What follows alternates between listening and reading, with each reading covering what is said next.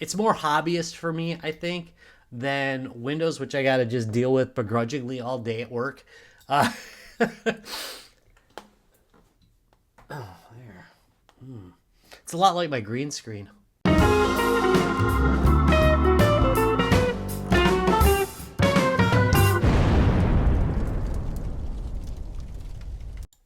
Hey there, real gamers. Retro Rob here, and welcome to Retro Rob Plays Everything.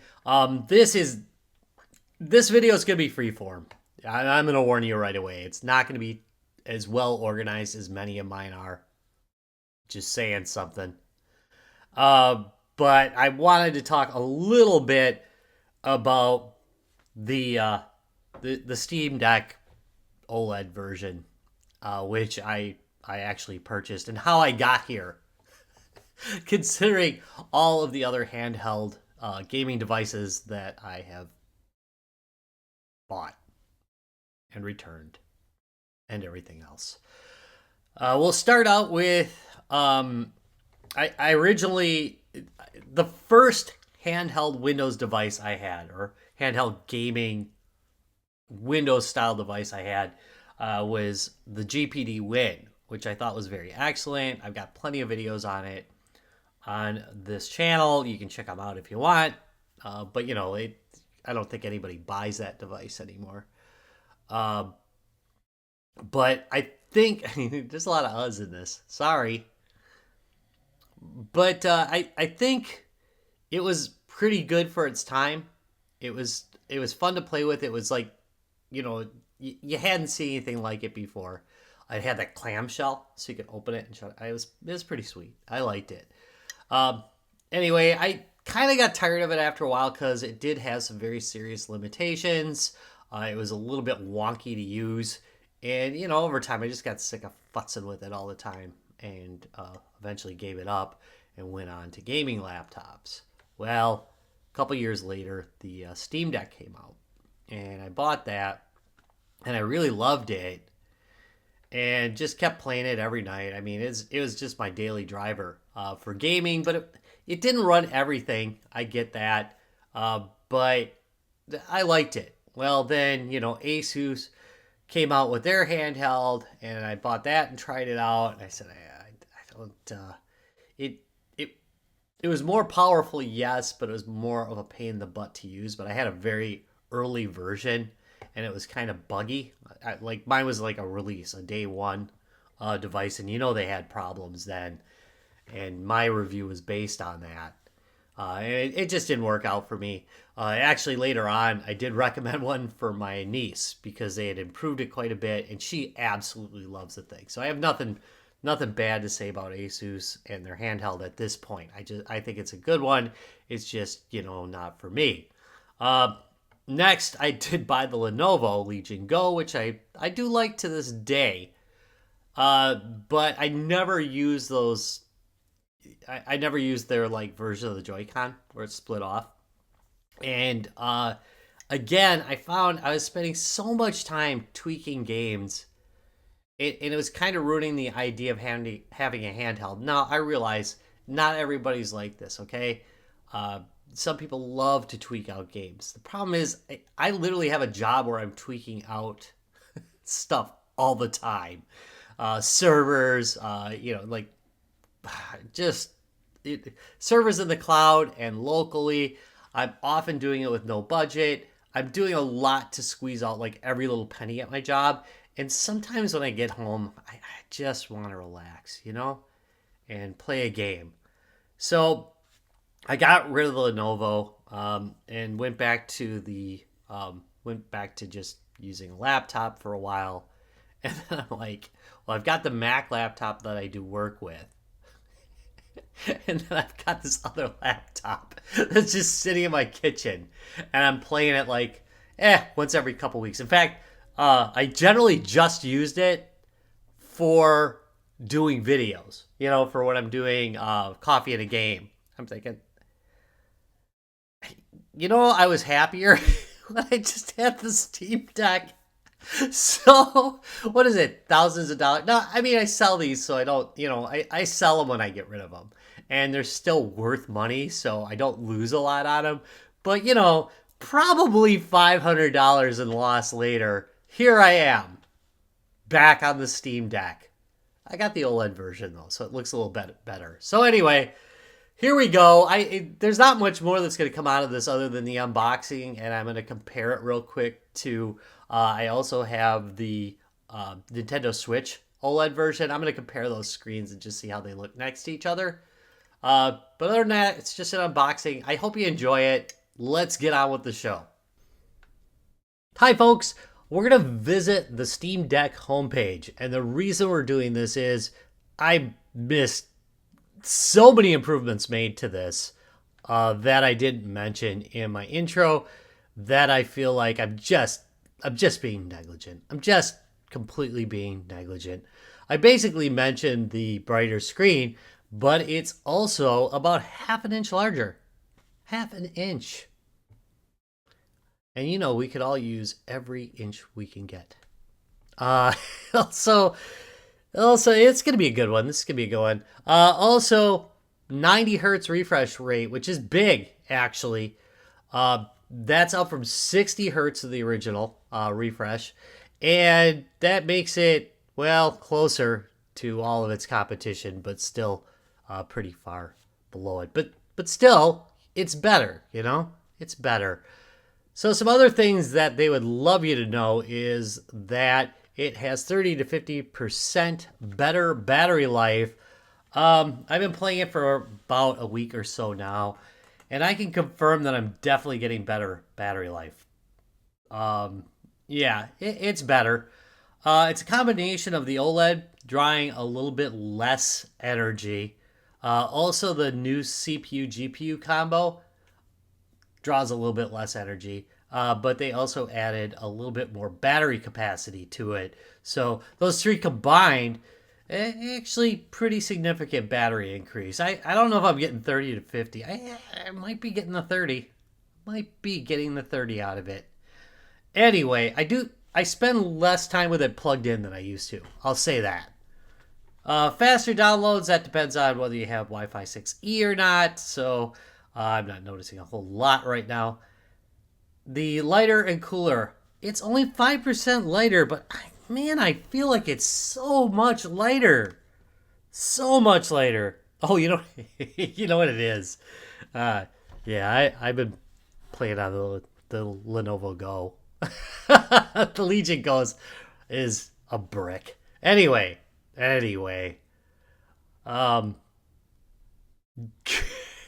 Everything's my car's lighter than the Legion Go. No, I'm just messing around. I really am. Supposedly it's better range, so it's easier to repair. That's a big deal, I think. You know, the easier it is to repair and modify, the better off it is. I'm gonna go down here a little bit. They mentioned the APU is now 6 nanometer down from 7, and that's why it's more efficient. Updated memory. It says here, which I don't hear that much about, improving latency and power management. I don't know if that gives it any performance kick or not. I don't think so. No. All right, we mentioned the display. Right here, touchscreen polling rate is up to 180 hertz. I never noticed it was that bad, to be honest. Didn't think it was bad at all, but, you know, improvements are always better. Another important thing is in the Bluetooth area, they've added a third antenna for when it's docked. Now, that doesn't matter that much to me because most of the time, the only thing I'm using Bluetooth is headphones with it. So not these, different pair. But that is a big deal if you do dock it a lot. So that's nice. Audio, there's some audio improvements, not a big deal.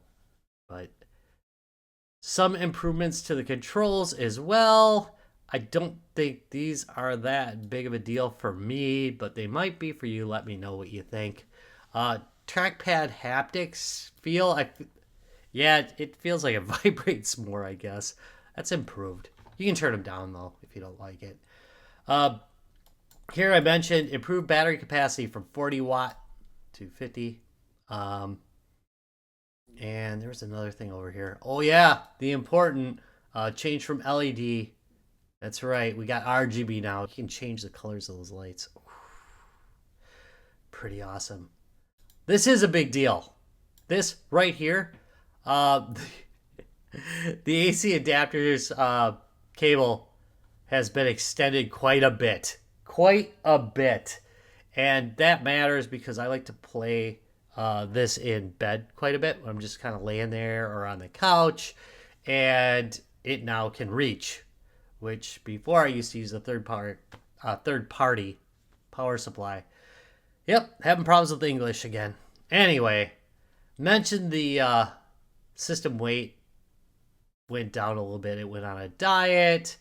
Not a lot more important stuff here. But if there's anything that stands out to you, let me know in the comments down below. And I will stand corrected. All right. I think it's safe to go on. Feel like I've been here before. It's like deja vu. Here we go. Has anything changed in their packaging? Not really. As I recall, this is very similar to the original packaging that I got with my Steam Deck the first time. Of course, the first Steam Deck I got was a 512. This one is the 1 terabyte.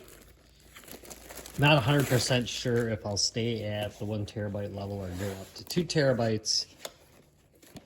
But yeah, there we go. We've got the case. We've got the power supply. Here, let me open that up.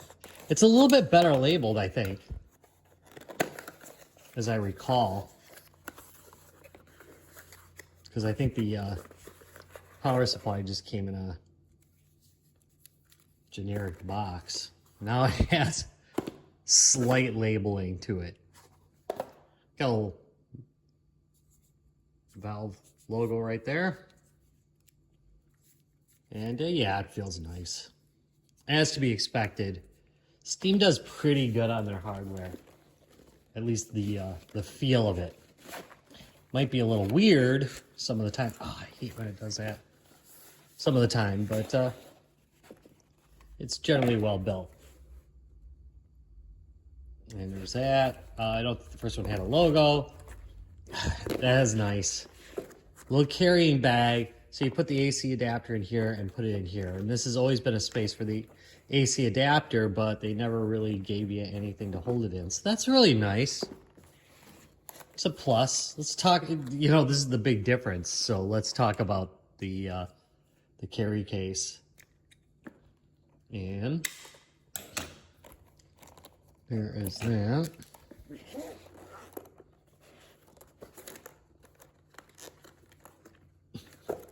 I'm missing something? Oh, there's Velcro on this. I see. That's nice.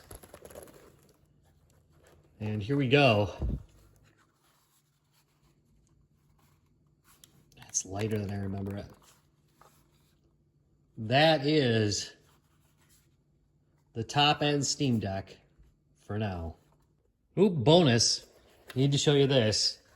There is a case hidden within the case. So if you're just carrying it around the house and want to protect it, look at that. You got this little guy. Pretty cool. I like it. That's very clever. Very quickly, in case it is your first time seeing a Steam Deck, there are two little pads right here, and this can work as a mouse, or you can try and use them as an analog stick. I know there's some people that do that. There's also these two buttons down here, and they both pop up a menu for settings. This is basically for navigating through Steam itself.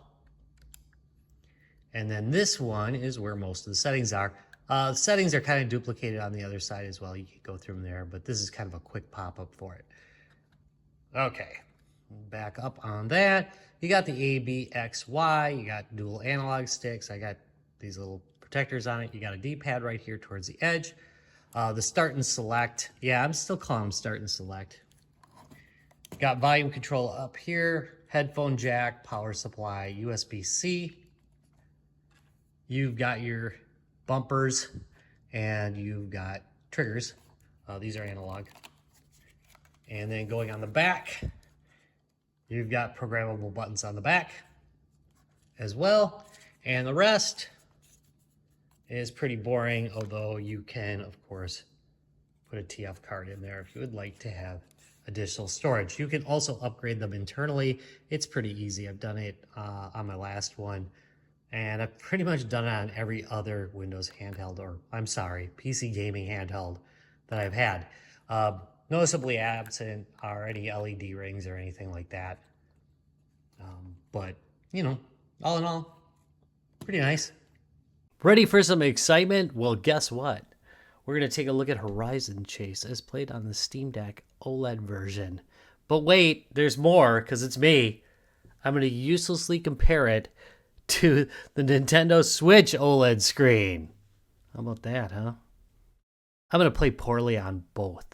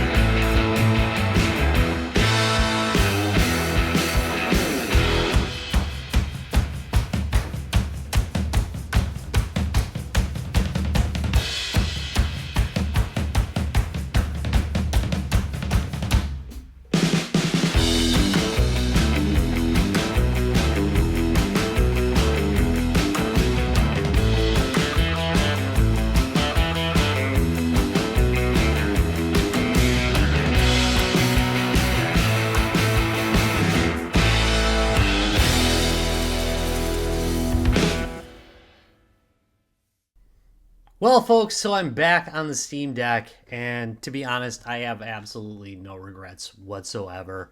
But that kind of gets to a heart-to-heart that I think we all need to have. I don't understand the animosity between the different handhelds, because to me, each one of them has different pluses and minuses.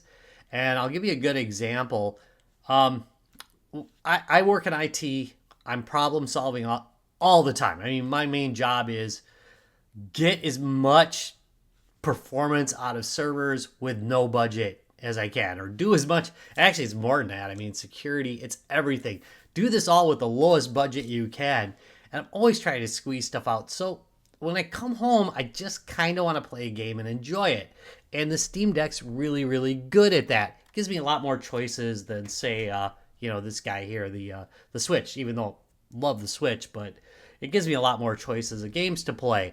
But if you don't have another Windows device somewhere, you might want something like Asus, You might want to have the Legion Go if you want a bigger screen. It all depends on what your personal choices are, and you really should research these things before you buy them. If you go into, say, the Lenovo Legion Go expecting a console-like experience, you're going to be sorely disappointed. If you're willing to make some sacrifices and you want Windows and you want a more console-like experience, Asus might be a good choice for you. But this is the most console-like one of the three, in my opinion.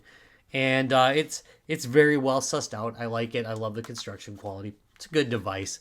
But to be honest, having used the big three They all are pretty good devices for what they are. So basically, what I'm telling you is, you know, enjoy what you enjoy. Don't let anybody else tell you what to do, because it's, you're fun. Like that came right from the heart. Anyway, if you would like to subscribe to see more great videos like this, do me a favor, hit that thumbs up, do this, the subscribe, then do the bell, and whatever else they throw at you by the time you watch this video. Thank you very much for watching.